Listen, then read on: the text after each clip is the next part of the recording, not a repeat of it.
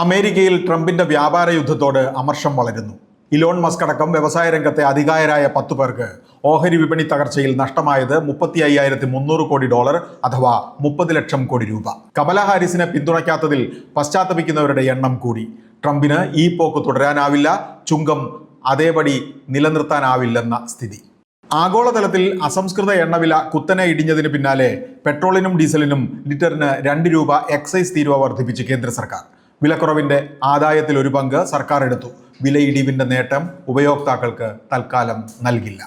കാറിന്റെ ഇറക്കുമതി ചുങ്കം കുറച്ചേക്കും. അമേരിക്കയെ തൃപ്തിപ്പെടുത്തി വ്യാപാര ചുങ്കത്തിൽ അയവുള്ള നിലപാട് നേടാനുള്ള ശ്രമത്തിലാണ് കേന്ദ്ര സർക്കാർ. ഇതിനൊപ്പം യൂറോപ്യൻ യൂണിയനും സമ്മർദ്ദത്തിൽ. EU-വിന് 10% തീരുവ കുറച്ചു കൊടുക്കാൻ സർക്കാർ തയ്യാറെന്ന് റിപ്പോർട്ടുകൾ. മുഖ്യമന്ത്രി പിണറായി വിജയന്റെ മകൾ വീണ ഉൾപ്പെട്ട മാസപ്പടി കേസിൽ തുടർ നടപടി തടയണമെന്ന CMRL ഹർജി ഡൽഹി ഹൈക്കോടതി മറ്റന്നാൾ പരിഗണിക്കും.